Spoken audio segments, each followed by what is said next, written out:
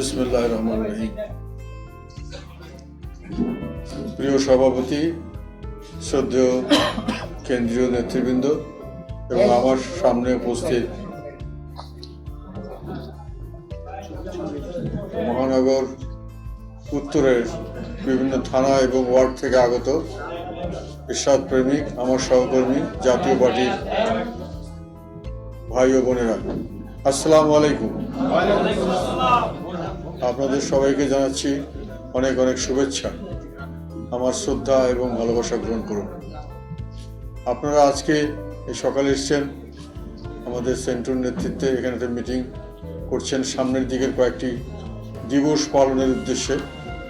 তবে সেখানে সেই পালনের আলাপ আলোচনার মধ্যে আপনাদের থেকে যে বক্তব্য শুনলাম, যে উৎসাহ উদ্দীপনা লক্ষ্য করলাম, আমি নিজেই উজ্জীবিত হয়ে গেছি।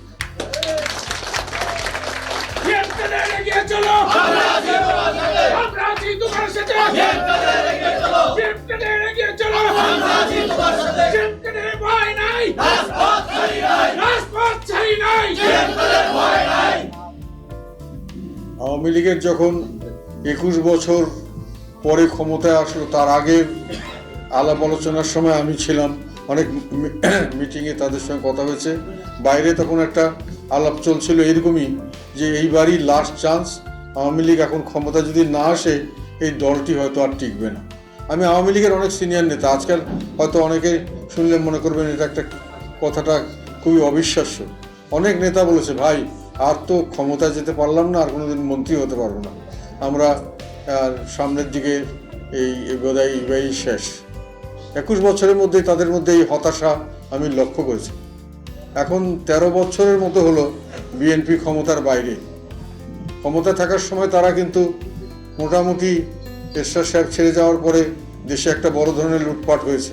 আওয়ামী লীগও করেছে, বিএনপিও করেছে, প্রচুর অর্থের মালিক হয়েছে সবাই। বৈধর চেয়ে অবৈধই বেশি, যাই হোক বৈধ অবৈধ মিলে তারা এক একজন বিশাল বৈষবের মালিক, বৈভব, বিশাল সম্পদের মালিক। তাদের মধ্যেও আমি কিন্তু হতাশা লক্ষ্য করছি। সামনের দিকে দল থাকবে কি না, যিনি আছেন ওনাদের টপ নেত্রী, সভানেত্রী, ওনার অবস্থা ভালো না, শারীরিক কোন সময় কি হয়ে যায়, তারপরে দল কোথায় যাবে, কি হবে, আমরা কি রাজনীতি করতে পারবো কি পারবো না, দলটা কি এইভাবে থাকবে নাকি আবার অন্য কোনো দলে যেতে হবে, এইসব চিন্তা ভাবনা তাদের শুরু হয়ে গেছে। কিন্তু আমাদের একটা আশ্চর্য লাগে আমার কাছে যে 31 বছর ক্ষমতার বাইরে, এবং তার আগেও যে ক্ষমতায় ছিলেন এরশাদ সাহেব ছিলেন 4 বছরের মধ্যে, আর 4 বছর ছিল জাতীয় পার্টি। এই সময় কিন্তু দলীয়করণ ছিল না। দলের নেতাকর্মী যারা সুযোগ সুবিধা পেয়েছে তাদের সংখ্যা খুবই কম, এবং যারা নেতারা সুযোগ সুবিধা পেয়েছে তারা দল থেকে চলে গেছে।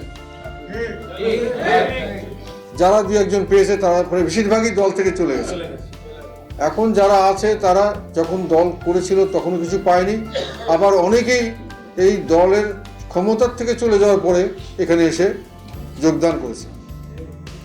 এই সমস্ত মানুষকে নিয়ে আমরা দল করছি, যাদের হতাশ হওয়ার কথা খুবই বেশি, কেন তাদের সামনে কোনো ভবিষ্যৎ সামনে দেখার কথা না। সেখানে আমি আজকে যে উৎসাহ উদ্দীপনা দেখছি, এটা কিন্তু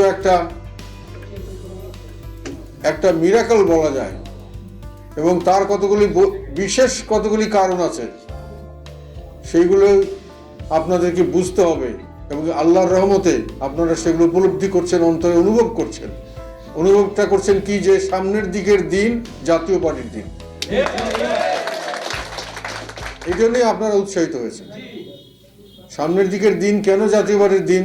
কেননা মানুষে অনেক দিন থেকে লক্ষ্য করছে যে 90-এর পরের থেকে 91-এর পর থেকে যে সরকারগুলি এসছে, এগুলো তো মুক্তিযুদ্ধের যে জন্য আমরা করেছি সেটারও কোনো চেতনার সঙ্গে সম্পর্ক নেই, যেটাতে বিজয়ের মাস, সেই জন্য কথাটা বললাম। এবং স্বাধীনতার পরে তারা যে সংবিধান করেছিলেন, সংবিধানের পরে যে কতগুলি মূল নীতি ছিল, সেটার সঙ্গেও তাদের কোনো রকম মিল নেই। তারা চলছেন নিজেদের স্বার্থ এবং নিজেদের ব্যক্তিগত এবং গোষ্ঠী স্বার্থ উদ্ধারের জন্য। দলীয়করণের মাধ্যমে তারা সৃষ্টি করেছেন একটা বৈষম্য ময় সমাজ, বিভিন্নভাবে সমাজকে বিভক্ত করেছেন। এটা কিন্তু ছিল আমাদের স্বাধীনতার প্রধান কারণ, যে আমরা বিভক্ত হয়ে গেছি, আমাদেরকে বৈষম্যের শিকার হতে হচ্ছে। পশ্চিম পাকিস্তান, তৎকালীন সময়ে পূর্ব পাকিস্তান, বর্তমান বাংলাদেশের মানুষকে বিভিন্নভাবে বৈষম্য করছে, তাদেরকে ছোট করে দেখছে, তাদের থেকে সম্পদ নিয়ে যাচ্ছে লুট করে তারা নিজেদের দেশে। এই দুটো কারণ, একটা হলো বৈষম্য করছে, সুযোগ সুবিধা দিচ্ছে না, আরটা হলো আমাদের সম্পদ নিয়ে পশ্চিম পাকিস্তান নিয়ে গেছে। এইটাই ছিল বাংলাদেশের মানুষের তৎকালীন সময়কার যত বড় ধরনের ক্ষোভ, এবং এই বিক্ষোভ থেকেই আন্দোলন, এবং আন্দোলনের থেকেই স্বাধিকার আন্দোলনের সংগ্রাম, এবং তারপরেই মুক্তিযুদ্ধ এবং স্বাধীনতার সংগ্রাম এবং স্বাধীনতা। সেই স্বাধীনতাতে জীবন দিয়েছে সাধারণ মানুষ, কৃষক, শ্রমিক, সাধারণ যারা গরিব মানুষ, তারা জীবন দিয়েছে। লক্ষ লক্ষ মানুষ মারা গেছে, লক্ষ লক্ষ মা বোন ইজ্জত দিয়েছে। সেইভাবে কষ্ট করে আমরা একটা দেশ এনেছি। আনার পরে দেশের সংবিধানের মূলনীতি করা হলো। মূলনীতি করা হলো 4টি।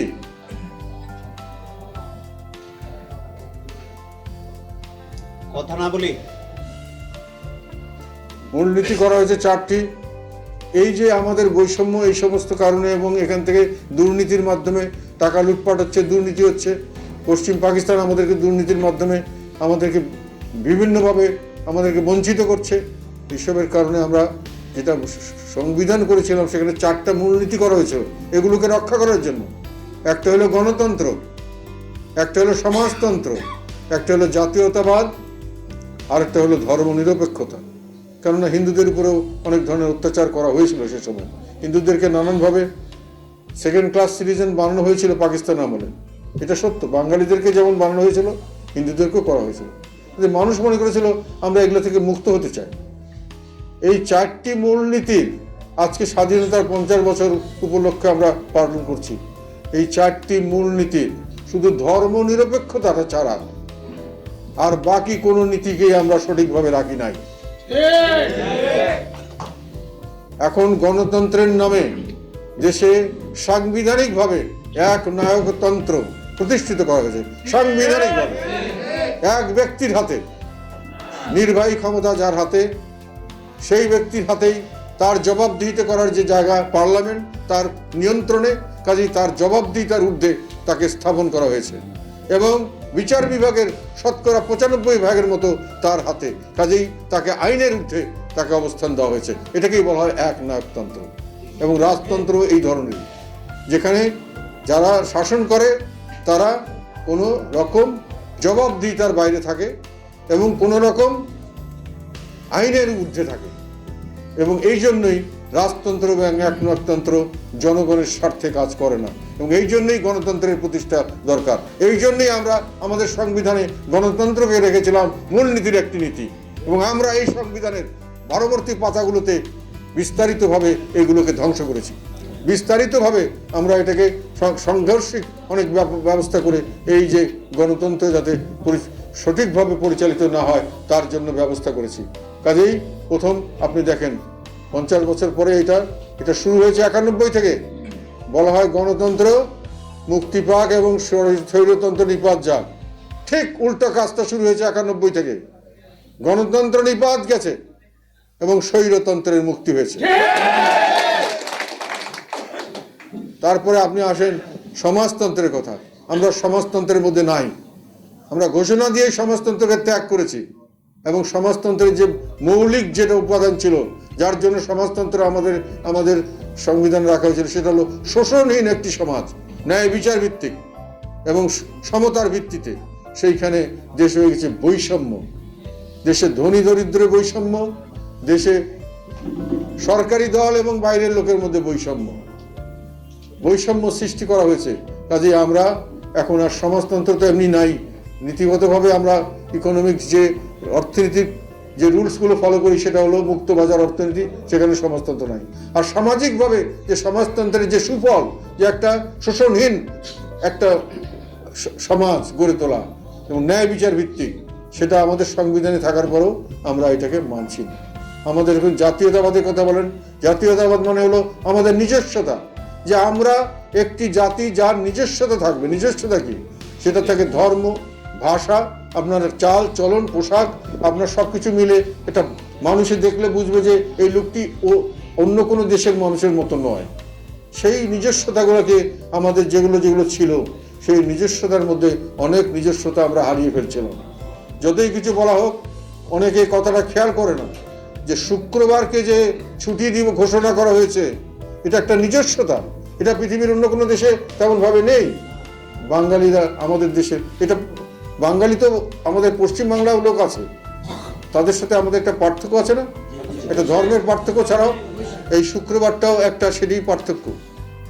এবং যত কিছুই বলেন না কেন, সেই কারণে আরও এখন আপনারা যদি দেখেন আমাদের সাংস্কৃতিক মহল, সংস্কৃতি যে আমরা বলছি, এই সংস্কৃতির ভিতরে আমাদের বাঙালিত্ব কতটুকু, বাংলাদেশের মানুষের সংস্কৃতি কতটুকু আমরা ফলো করতে পারছি এবং কতটুকু ফলো করা হচ্ছে আমাদের অন্যান্য আশেপাশের দেশের, সেগুলো আপনারা খেয়াল করলে বুঝতে পারবেন যে আমরা নিজস্বতা কিভাবে আস্তে আস্তে হারিয়ে ফেলছি। কাজেই জাতীয়তাবাদকেও আমরা ধরে রাখতে পারছি না, সংবিধান অনুযায়ী জাতীয়তাবাদ আমরা ধরে রাখতে পারছি না।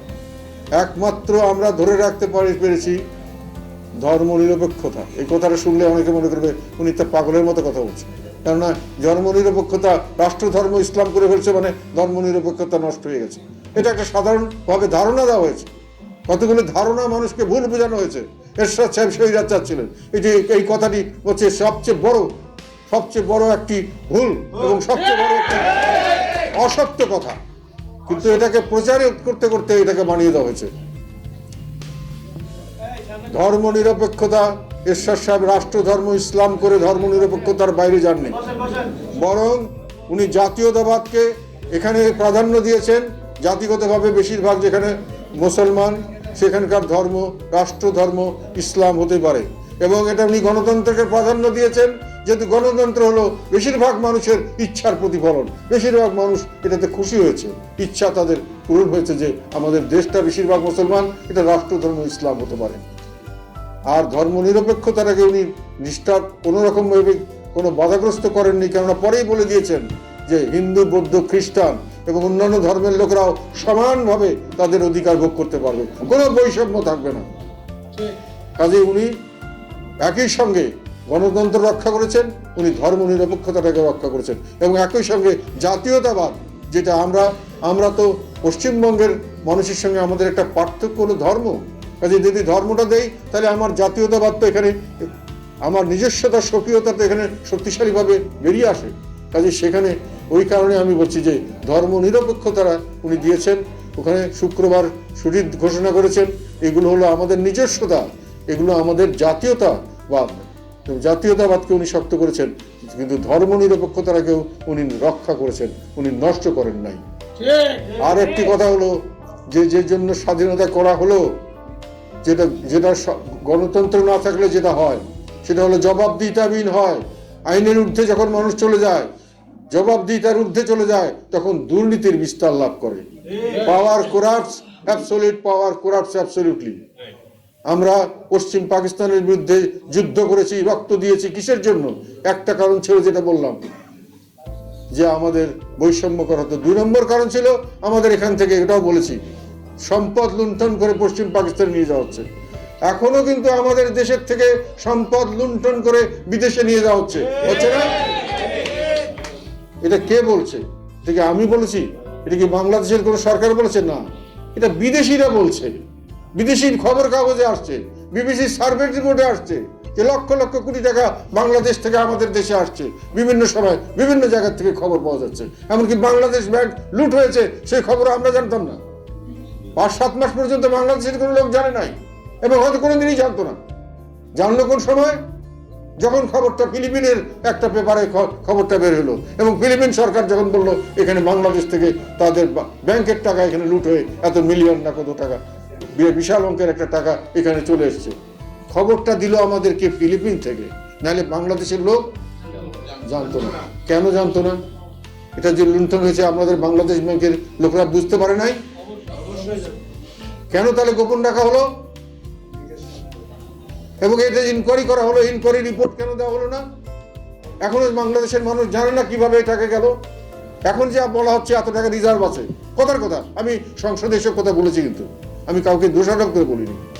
আমি মাননীয় প্রধানমন্ত্রীকে বলেছিলাম যে আপনি যে বলছেন আমরা শুনছি, বাংলাদেশের মানুষ জানছে আমাদের এত কোটি টাকা রিজার্ভ আছে, আসলে কি আছে? সত্যি কি আমরা জানি? কেননা যদি না থাকে সেটা তো আমরা জানতে পারবো না, কেননা সেখানে কোনো স্বচ্ছতা নেই। আগে আগে চলে গেছে সেটা আমরা জানি না, 5-6 মাস না কতবারে ফিলিপিন থেকে জানতে পেরেছি। তো এইভাবে যে টাকা আমাদের চলে যাচ্ছে, এটা তো আমরা এটাকে বন্ধ করার জন্যই তো আমরা যুদ্ধ করেছিলাম। স্বাধীনতার 50 বছর পরে এখনো আমাদেরকে শুনতে হয় যে আমাদের বিভিন্ন দেশে বেগম পাড়া হয়, বিভিন্ন দেশের ব্যাংকের আমাদের লক্ষ লক্ষ কোটি টাকা যায়, সার্ভে রিপোর্ট আসে, এত প্রত্যেক বছর এত লক্ষ কোটি টাকা এত বাংলাদেশ থেকে চলে যাচ্ছে, এত কোটি টাকা এই বছর গেছে, এত কোটি টাকা এই বছর গেছে, লক্ষ কোটি টাকা বা ডলার, এত মিলিয়ন ডলার, এত বিলিয়ন ডলার গেছে, এগুলো খবর আসে বিদেশ থেকে।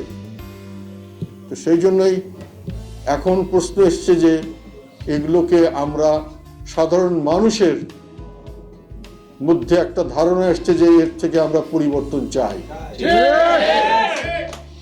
এই পরিবর্তন এই মুহূর্তে দরকার, এই মুহূর্তে দরকার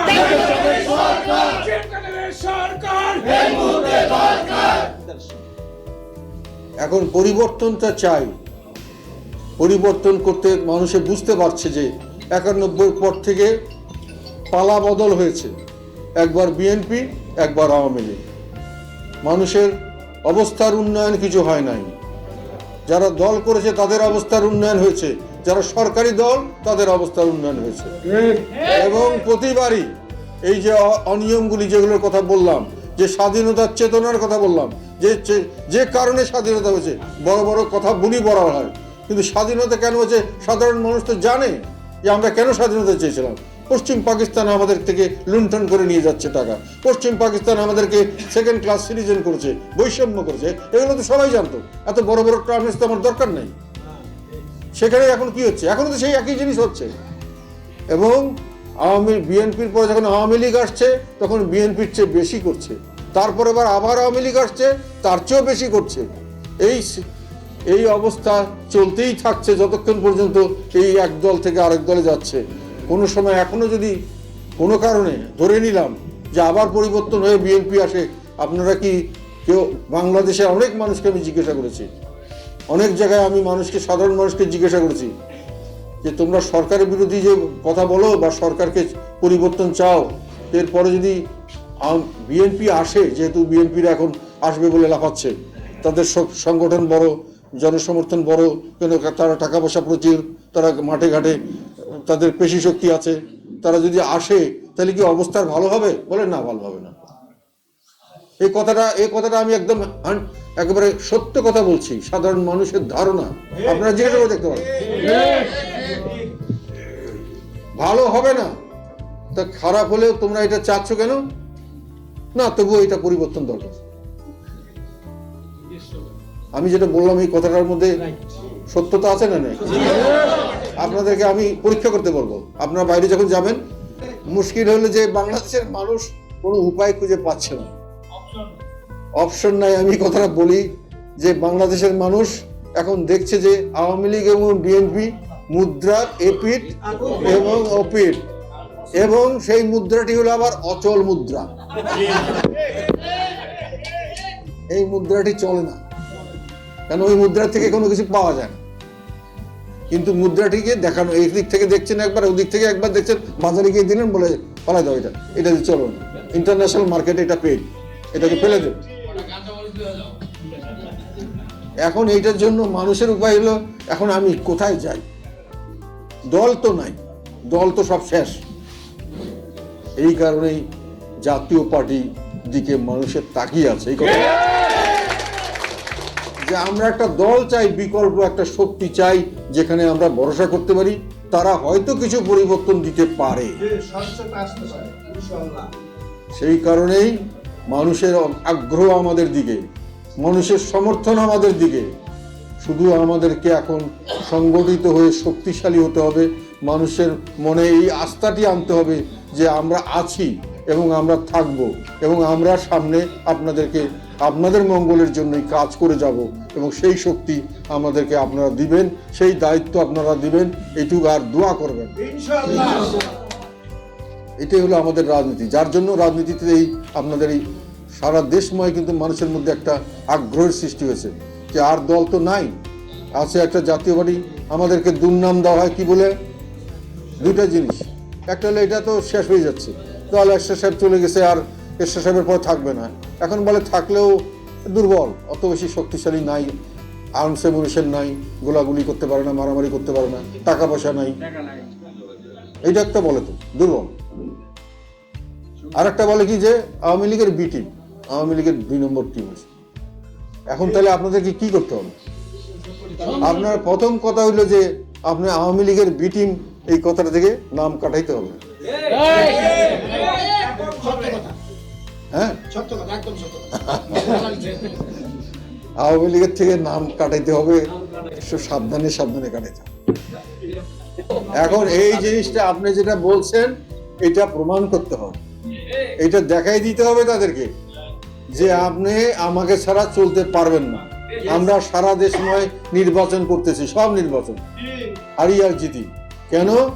যে তারা এখন বুঝতেছে যে জাতীয় পার্টি না থাকলে তো আমরা চলতে পারতেছি না, জাতীয় পার্টি যেখানে নাই, জাতীয় পার্টি হারুক, কিন্তু আমার সঙ্গে থাকলে আমি জিতে। আমার কাছে প্রচুর মানুষ এখন তদবির করে, তা আমাদেরকে একটু সমর্থন দেন। আমরা কাউকে সমর্থন দেব না, আমরা আমাদের বিনা স্বার্থে আমাদের দল কোনো লোককে সমর্থন দেবে না, এইটা কথা। আর 2 নম্বর কথা হইলো যে যেটার প্রথম যে দুর্বল হয়ে গেছে, দুর্বলটা সবল করতে হবে। এই সেন্টু যেরকম আপনাদেরকে উজ্জীবিত করছে, এরকম আমরা সব জায়গায় লোক চাই।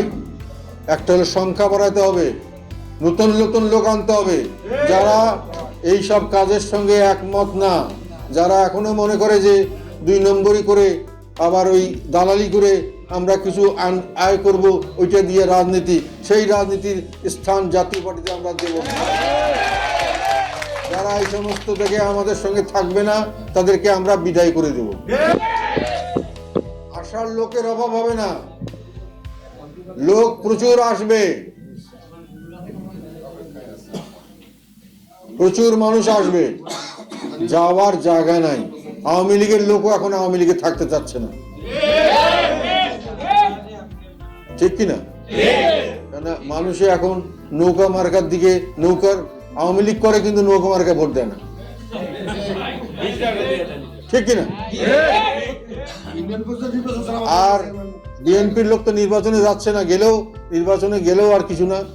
বিএনপির অবস্থা এখন যেটা দাঁড়াইছে সেটা হলো চরম হতাশ অবস্থা। তাদের নেতার যে কোনো সময় জিরো হয়ে যেতে পারে, আল্লাহ না করুক কিছু হয়ে যেতে পারে। তারপরে কে নেতৃত্ব নেবে? নেতৃত্ব ছাড়া যত বড় সৈন্যবাহিনী হোক, কোনো নেতৃত্ব ছাড়া, সেনাপতি ছাড়া সেই সৈন্যবাহিনী কোনো যুদ্ধ যেতে পারবে না, গেলেও কোনো জয়লাভ করতে পারবে না। আর যে কোনো একজন লোকের এনে পুতুল বসাই দিলেই সে সেনাপতি হইতে পারবে না, এত সহজ নয়, সেটা তারা বুঝে। কাজেই তাদের মধ্যে একটা হতাশা যে আপনারা লোক পাবেন, অন্যান্য দল থেকে আসবে, সাধারণ যারা রাজনীতি করতে চায়, টাকা পয়সা করছে, নানানভাবে ব্যবসা বাণিজ্য করছে, এখন সম্মান চায়, সম্মানের জন্য রাজনীতি করতে হয়। দল বলতে এখন আছে একটা জাতীয় পার্টি। যারা মতলববাজ লোক, যারা সঠিকভাবে আমাদের দিকে থাকতে চায় না, খালি নিজের সুবিধা দেখে, দরকার হলে বাদ দিয়ে দেন, খালি থাক, আমার 10টা সিট খালি থাক, 10টা লোক আসবে, 20টা লোক আসবে, বরং পোস্ট খালি হলে লোক বেশি আসবে, ভালো লোক আসবে। এটা সামনের দিকে সংখ্যা বাড়াইতে হবে আর শৃঙ্খলা বাড়াইতে হবে, নেতৃত্বের কথা মানতে হবে। আপনি সংখ্যা 10,000 সোল্ডার নিয়ে একখানে গেলেন, অর্ডার দিল সেনাপতি যাও ডান দিকে, অর্ধেক লোক শুয়ে থাকলো, অর্ধেক লোক বাঁ দিকে গেল, ওটাতে কোনো লাভ হবে? কাজে যখন নেতৃত্ব ঠিক করে দেওয়া হবে, সেই নেতৃত্বের প্রতি অবিচল আস্থা রাখতে হবে। কোনো সন্দেহ হলে কথা বলবেন নিজেদেরকে, এসে নিজেদের ভিতরে, বাইরে কোনো রকম আলোচনা করবেন না, করলে দলের থেকে আউট করে দেবো। এবং নির্বাচনের সময় যে ক্যান্ডিডেটকে দেওয়া হবে তার পিছনে সকলে কাজ করবেন। পয়সা পাবেন বা না পাবেন কোনো কথা না। আর যে কোনো অনুষ্ঠানে, জাতীয় পার্টির অনুষ্ঠান হইলে আপনি দাওয়াত পান বা না পান সেখানে হাজির হবেন এবং জাতীয় পার্টির কথা শুনবেন। জাতীয় পার্টির কথা বিভিন্ন জায়গায় যে আলোচনা হয় সেখানে জাতীয় পার্টির সমর্থনে কথা বলবেন। নিজেদের এক ভাই যদি কোনো বিপদে পড়ে, জাতীয় পার্টির ভাই হলে আপনি চিনেন বা তাকে না চিনেন তাকে সহযোগিতা করবেন। এটা হলেই শক্তিশালী হবে দল। আপনার নিজেদের ভিতরে তখন আপনি পাওয়ারে যাওয়ার দরকার হবে না। আপনি জানবেন যে আমার বাসায় যদি কেউ হামলা করতে আসে, আমার যদি কোনো অবৈধভাবে কিছু হয়, কিছু করতে চায়, আমি যদি অসুস্থ হই, আমার পাশে 10টা ভাই আমার সঙ্গে থাকবে। এইভাবে দল করেন, ইনশাল্লাহ আমরা সামনের দিকে অনেক সুবিধা করতে পারবো। আর ঢাকা শহরে আমরা প্রত্যেকটা জায়গায় সেন্টুর মতো যদি আরো 2-1 কাজ করতে পারে, আমরা বিভিন্ন সিটে কিন্তু আমরা কন্টেস্ট করবার চেষ্টা করবো। আপনাদের সবাইকে অনেক ধন্যবাদ। আসসালামু আলাইকুম।